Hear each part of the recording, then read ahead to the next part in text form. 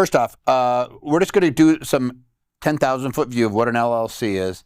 Then we're going to be talking about the benefits. Then we're going to be talking about what you do to actually set one up. So let's just kind of jump in. For number one, so what is an LLC? A limited liability company. That's what it stands for.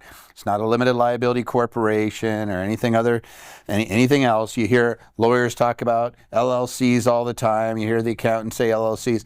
The thing about LLCs is that they do not exist for the IRS. In other words, there's no LLC tax treatment. I wish I had a nickel every time somebody said, I have an LLC. How is it taxed as an LLC?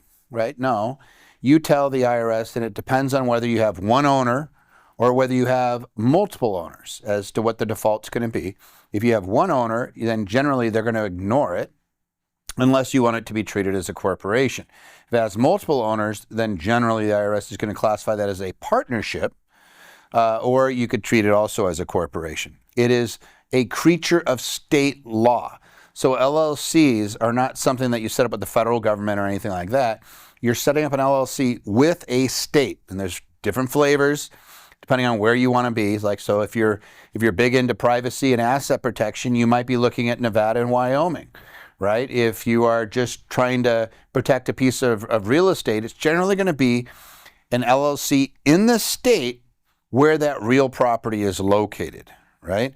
I am going to go over a little bit of a bonus entity at the end that may come into play depending on where you're located. But for the most part, for rental real estate, we're going to be setting this puppy up in the state where the real estate is located. There's two classifications of people that you want to know about in that LLC. And the classification is this. There are members, the people that own it, similar to a shareholder, and the managers. And the managers, generally speaking, it's going to be one or more entities or individuals that are managing the entity. Sometimes you'll hear somebody say, I am member managed, which means the members all have the ability to manage. I tend not to like that unless there's a real reason for me to do it.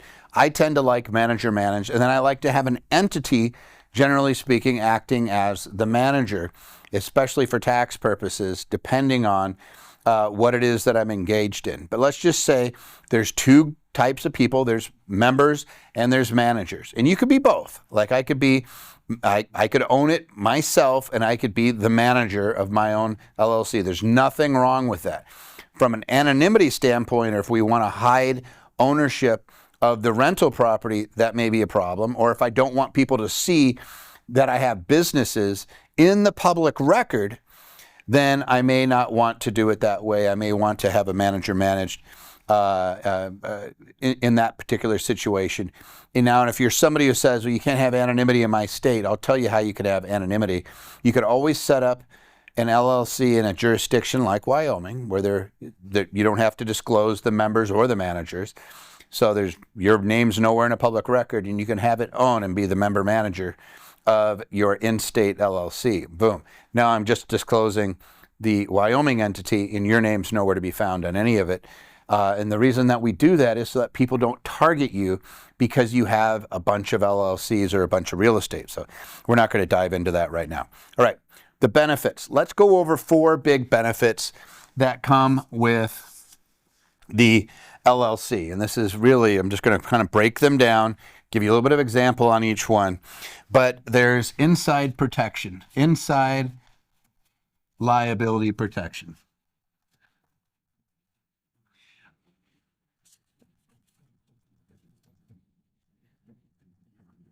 What does that mean?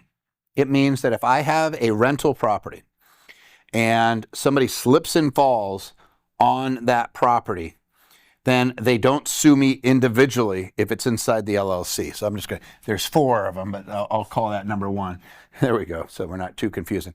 Is the inside liability. It isolates the risk of owning that asset into that LLC. Same thing, it burns down.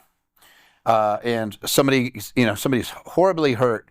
They're limited to that particular asset. Right? That insurance, which you always carry insurance, always carry an umbrella, but also have this protection in place so that you're not trying to leave anybody high and dry. But what you don't want is a liability occurrence happens on one property and they take all your other properties. You don't want it to where a liability occurs on one property and they garnish you for the rest of your life. In fact, a lot of times we ask, what's the worst that could happen? Let's say you're a doctor and you decide you're going to invest in a cash flow state, like let's say it's Indiana. You're going to go to Indianapolis, or you're doing Kansas City, Missouri, Winston-Salem, Shelby, Charlotte, someplace where you got cash flow properties, and you buy a property for $115,000, nice little cash flow, and then the tenant slips and falls, or they allege mold, or fill in the blank, right? There's a liability occurrence.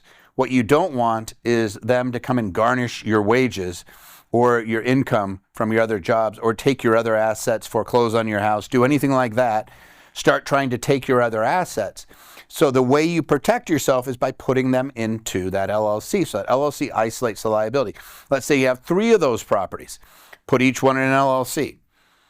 Right? Now, if you're 0 to 10 properties, I'm probably doing an LLC per property. It depends on your scenario.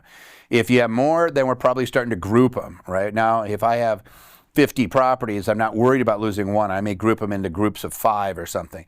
But when you're just getting started out, if you have 0 to 10 properties, right, you're going to probably be using an LLC per property, because if you lost one of those properties, it could be devastating. And then somebody might say, well, I financed it. What does it matter? They can take that equity. No, they can follow that cash flow around. Like if you're buying cash flow properties, the last thing you want is someone just to garnish the heck from your tenants and take those rents for years and years and years. You don't want to give that. So we want to isolate properties from each other. So if I have 3 properties and a liability occurrence happens on one, they don't take the other 2. So I have 3 properties total, 1, 2, and 3. Slip and fall on property 1, and it's bad. What I don't want is to lose property 2 and 3, and then my personal assets. So the LLC protects you, creates great inside liability, which is absolutely fantastic. Number 2. It also has hybrid tax treatment. And what does that mean? See if I can actually spell. It means that I can treat that LLC either as a disregarded entity, I could treat it as a partnership, I could treat it as a corporation. I get to choose how it's treated from a tax standpoint. So depending on my scenario, I could set it up the right way, but I have an LLC no matter what. So let's say that I have commercial property. I'm doing multifamily, and there's several owners along with me. I know that that LLC by itself could be a partnership. In fact, I could even have my ownership in another LLC to protect myself or to protect it from anything that I might do personally. But at the end of the day, each LLC could have its own designation. Let's say that it's just me and my wife, and we have one rental property, and I don't want the complexity of having a tax return. I could just file it as a disregarded entity, which means ignored from a federal tax standpoint. It just shows up on my personal return as a schedule on my Schedule E. Let's say it's myself and a spouse. It depends on your state as to whether you could do that or not, or whether you're treated as a partnership. Depends on if you're community property or separate property state. But it allows you to do that. So you could be, you could treat it very differently. Let's say that I had an active business in real estate. So we're talking about rental properties for the most part on this, but let's just say you're doing wholesaling, you're flipping properties or whatnot. I could still set up an LLC. And if I need to, I could have it designated as a corporation. So here's the rule of thumb. If you have an active business that you are trading your time and energies for money, then it's going to be, generally speaking, be treated as a corporation. It could be an LLC taxed as a corporation, or a corporation in general. But since we're talking about LLCs, LLC taxed as a corporation. If it's passive, I'm owning rental real estate, or if I have another type of investment, maybe it's securities or whatnot, then I'm generally speaking going to be either disregarded or partnership, depending on what makes sense from a tax standpoint and how many owners we have. So it becomes a big one. So you have active business, corporation, passive business, disregarded or partnership. That's how it's going to go. Benefit number 3. Outside liability protection.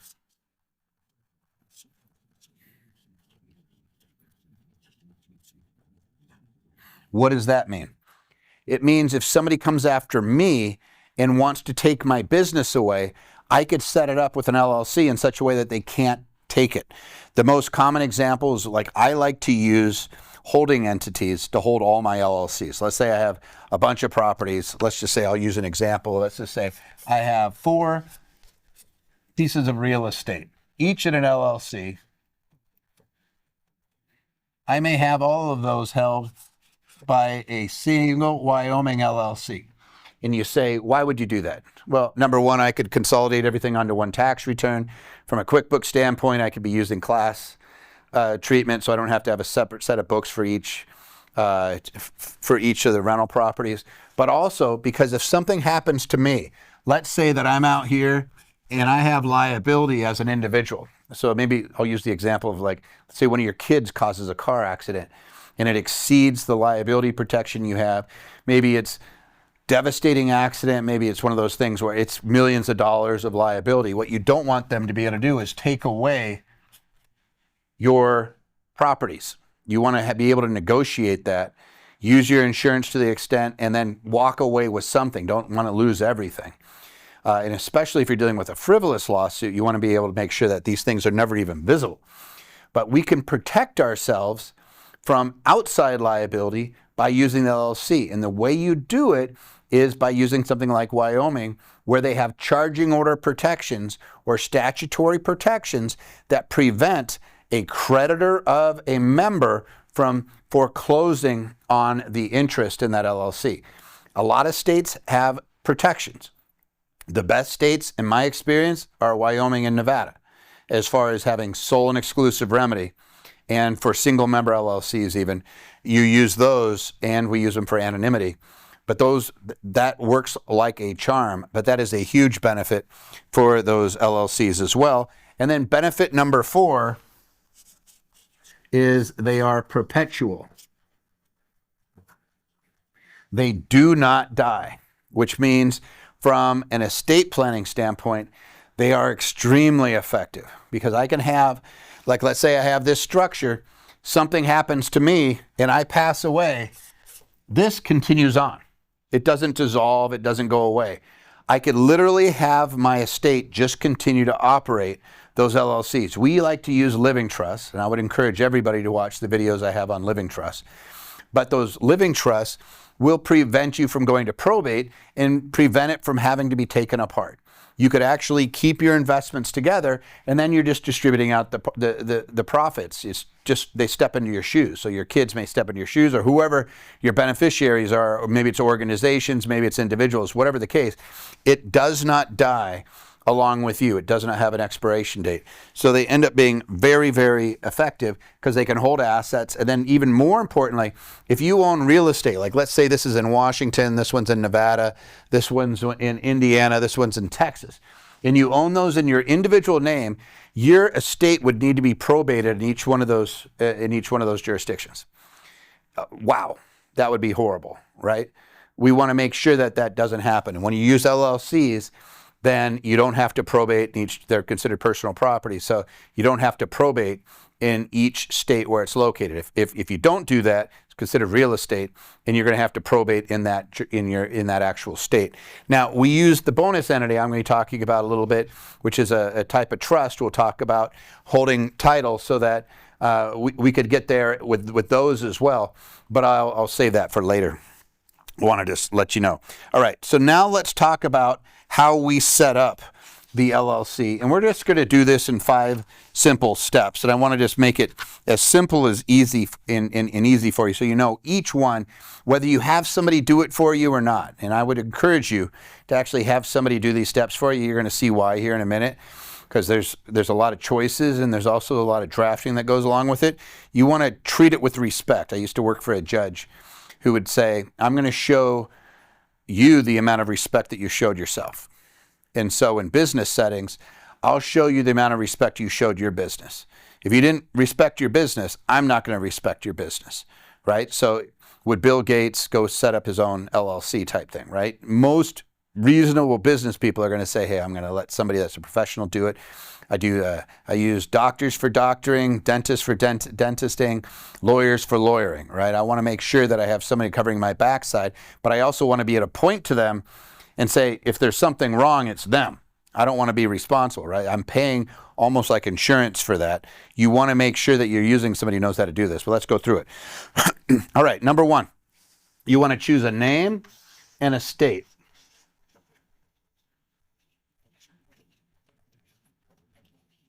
Remember, you can set these things up in any state. They're creatures of state law. I get to choose where I'm going to do it, and I'm going to file this with a certificate of formation or articles. So I'm just going to call it formation docs.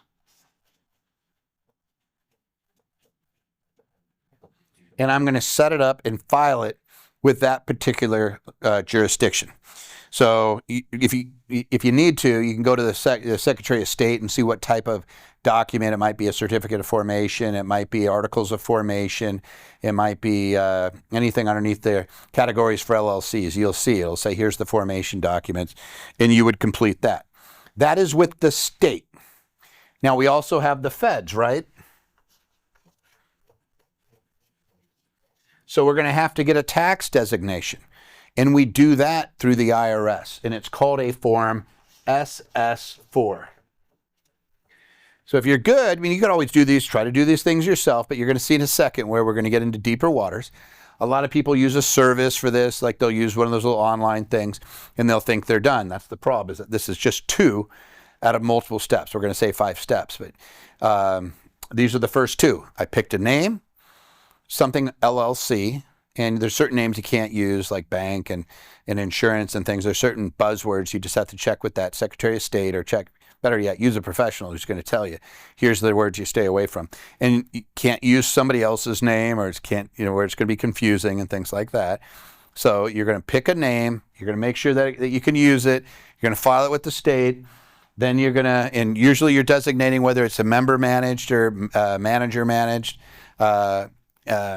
whether, depending on the type of state, what actually has to be listed. Those types of things are going in the formation documents. Then you go into the IRS and saying, here's how I want it to be treated from a tax standpoint. If it's a single owner entity, you're either going to be disregarded or you're going to be a corporation for the most part. If you have multiple owners, the default is partnership, or it could be a corporation, but you're going to choose, preferably after talking to a tax professional or somebody that knows what they're doing, to see how it's going to actually be treated from a tax standpoint, so you can choose how you want it to be taxed. Number 3, this is a big one. You want to have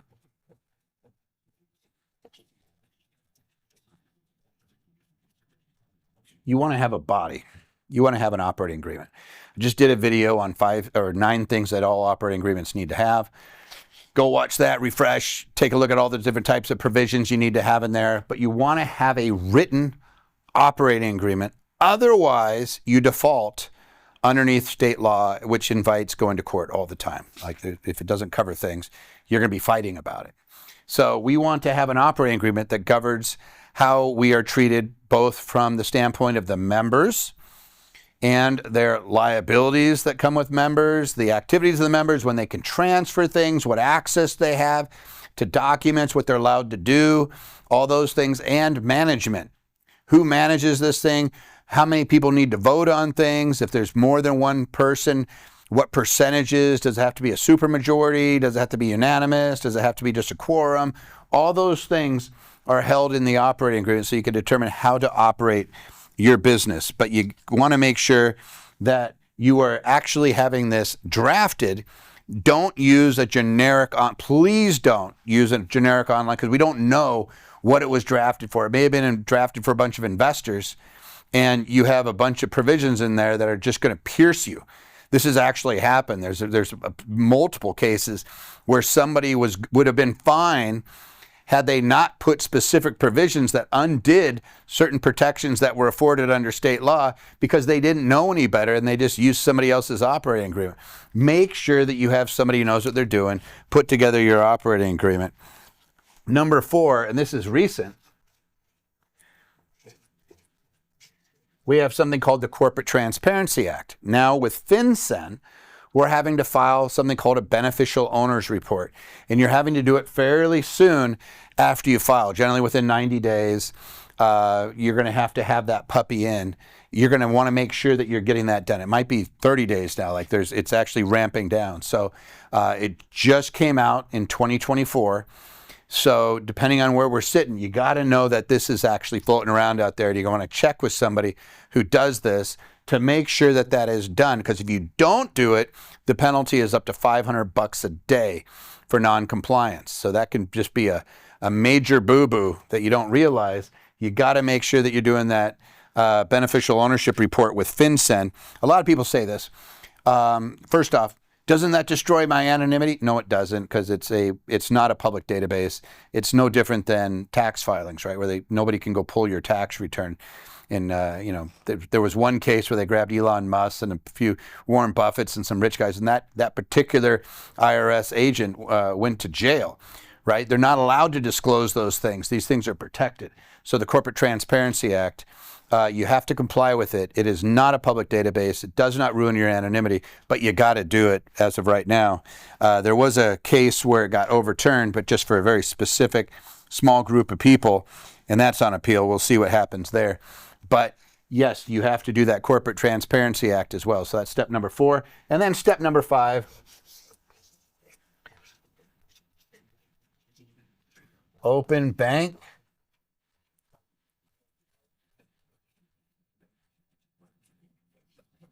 or brokerage.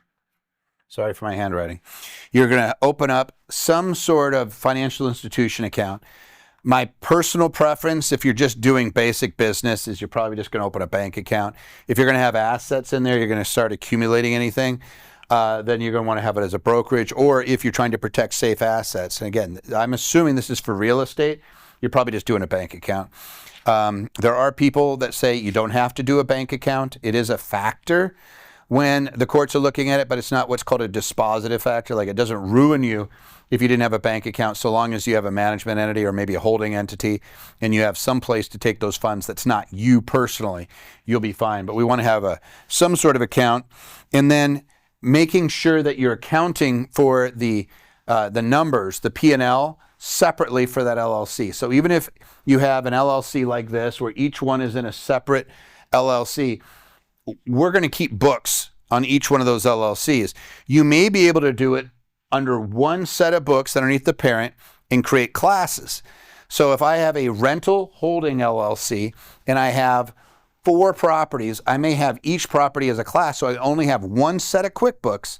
Some of you accountants out there are nodding right now. Some of you bookkeepers understand it. And some of you folks that don't know what I'm saying, it's going to save you a ton of money because you don't have to have a separate set of QuickBooks for each one of these. You could do them all under one set of books. But regardless, you're keeping track of your income and expenses for each property separately. And that's where that goes under here. We'll want to open up a separate account, make sure that we're tracking it. Now, bonus. If you are somebody that's in real estate and you're new to entities, number 1, you should reach out to us. We'll do a free strategy session.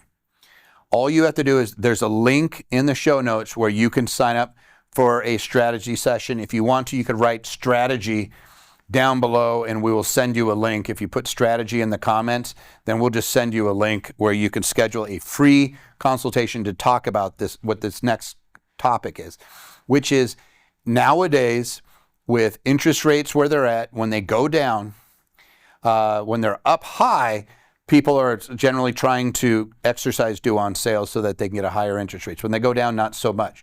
But there's always the issue of, is there a due on sale clause if I transfer a property into an LLC? If you want to avoid that issue, we've found over 25 years, we've never seen a single note called, use a land trust to hold the property. In a land trust, the reason that banks don't call notes due is because under the Garn-St. Germain Act, it was passed in the 80s, you cannot call a note due on a residential property that's being put into a trust. Specific circumstances, usually it's a personal residence, it's 4 units or less. But what happens is the banks are used to seeing trusts knowing no due on sale. Even with LLCs, we've only in a handful of times in 25 years with tens of thousands of transactions, well over 100,000, we've never seen due on sales being triggered by using the LLCs, right? They know it's still you, that you're just using it for asset protection. If you close in an LLC, it's even easier. So if you're doing commercial property or you do an apartment complex, things like that, they don't even want you to close in your personal name anymore. They want to close in the name of that LLC. So number one, we use a land trust to hold the title, and it will look like this. You may have a land trust here with the property in it, and then we assign the beneficial interest up to that LLC. Same as having it in the LLC, but now we have it in different names. And you might be saying, why would I do that? Well, number one is due on sale. Number two is some states have dock stamp fees, like Florida. If I put it in an LLC, I'm going to owe sometimes thousands of dollars on the mortgage amount. What it's based on the mortgage. I avoid that with a land trust. Sometimes there's different types of transfer taxes. Like in my state, I'm here in Clark County, Nevada, we're in Las Vegas. If I put a property into an LLC, no tax. If I take it out, there's a tax. If I use a land trust, no tax, period. The other reason I'm using that land trust is because I can have a land trust per property, even if I'm grouping those properties. Let's say that I was doing this and I was putting these 4 properties all into one LLC. No, not separating them out. And I said, hey, I have Indiana properties. I'm going to put them in an LLC. I got 4 of them. I don't want to have 4 properties titled in the same LLC. You will get sued as a result by unscrupulous lawyers who see 4 properties in LLC and you start looking like an attractive target. We don't want that. We don't want to generate a lawsuit because you look wealthy. So we'll put them each in their own land trust. Land trusts don't have to be filed with the state. There's no upkeep on them. There's no tax return or anything like that. It's literally just to hold title, and the beneficial interest is held by an LLC, which isolates the liability. So we use that vehicle very effectively to isolate the name on that so they don't see 4 properties all in the same name. Because the same way they would target you or me, hey, I got 10 properties in my name, that Toby guy looks like he's wealthy. If one of those tenants came into a law office and said, hey, I think there might be mold, they're looking at me going, what a great target. What a great guy to shake down, because he's got a bunch of he has something to lose. And if you don't think that, like, you want to do a litmus test, Toby, you're crazy. How many homeless people get sued? Oh yeah, it's because there's nothing to collect, right? You do not want to invite the suit. Over and over again. Like I remember Mark Cuban once said, worst part about getting rich is having to deal with all the lawyers. People try to take it away. It's easy to make it. It's hard to keep it. It's another quote from many folks, right? It's like once you start generating, people know you got it, then they start showing up trying to help themselves. And unfortunately, in landlording and in real estate investment, that is a reality. If somebody thinks you have a bunch of assets, there's a chance that they're going to target you and shake you down because they know, and we've heard it, we've seen it, we've actually had conversation with counsel. I actually had one where it was just a crap suit. They ended up losing at trial. The actual quote was, the client lived in California in a really nice neighborhood, and he says, I know you have money. You live in this neighborhood. We're like, you got to be kidding me. That's your justification? On the flip side, because we're very good about keeping our clients anonymous, in fact, if you want to just take a look at how to make your personal assets invisible, it's another one of the videos on here. We're very, very good at making it so your name's not on a public record. We've had clients released out of lawsuits very, very early on because they said there was nothing to get out of them. They don't want empty pockets in a lawsuit. They want deep pockets. And if you can make it to where you don't look deep, very effective. That's what those land trusts will do. So anonymity, keeping the LLC name off a title now, and avoiding certain negative consequences like dock stamp fees, transfer taxes. Those are huge. Each property goes into a separate land trust. These are easy for us to create. And unlike an LLC where we have to pay a filing fee with the state when we organize it, there's no filing fee to be paid with the land trust. It absolutely works great. So that's it. 5 steps to opening up an LLC for your rental property. Hopefully you learned a lot. Hopefully you have some action items now. So if you're a real estate investor, you know, hey, there's a bunch of benefits for setting those things up. Thanks. Now I know, but what are my next steps? Your next steps are to follow those 5 steps or to give us a ring and set up a time to talk to somebody so you could see what are the benefits specifically for you. And one of the last things I will say is there's a surprise oftentimes that there's some tax benefits that flow out of these things too. I'll let that be a surprise for when you're talking to one of the reps so that they're going through and one of our consultants is going through and discussing these things with you. You might be surprised that it puts money back in your pocket as well. As always, like and subscribe and share this with anybody who you believe will benefit. Thanks, guys.